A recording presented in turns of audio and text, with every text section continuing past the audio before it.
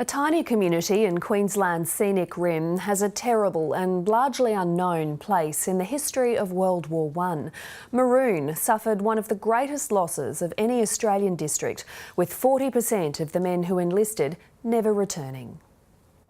Maroon is a close community. The school only has 8 students, but when there's an event, almost everyone turns up. I've been blown away by the community support, the camaraderie. The town is bonded by the tragedy of war.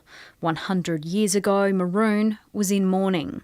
They were the youth of this place, and the properties were being run by them virtually.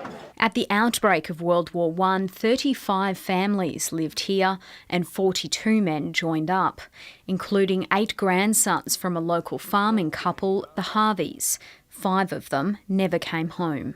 They were only kids, weren't they? Like 20-something, you know? I can't believe it. The terror. 17 men from the small dairy district were killed, 40% of those who enlisted. 8 sets of brothers set out and many did not survive. Reports from the time say it was the greatest loss suffered by any community in the nation. The town was devastated by it. It's still devastated by it in the way that they have kept the memory of those 17 alive down there. A century on, it's hard to understand the impact of the Great War. Comparing the statistics on a population basis, researchers say it would be equivalent to 2 million Australian men enlisting today. 750,000 would be wounded, gassed or taken prisoner, and 300,000 would die. That's 50,000 more than the entire population of the Northern Territory gone. The people that went to war, they're very special to the community. All the people who lost family, they were probably sad at that time. Dozens of relatives of the lost men of Maroon still live in the area, and after decades of not talking about the war, the town has come to peace with its past. My name is Alex Watson, and Alex Watson went to war right here on the board. In Maroon, almost every family paid a price.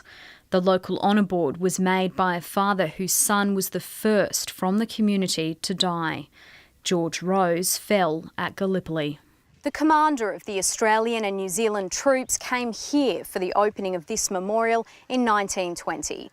General Sir William Birdwood told the shattered district he'd heard nothing to equal the record of Maroon. They all shared something during World War I. They shared that terrible sacrifice and that great tragedy, and they rallied together, and I think that continues to this day. Elijah Elliott. And while the rest of Australia may not know their story, the people of Maroon are determined the next generation of locals will never forget. Laura Gartrey, ABC News, Maroon.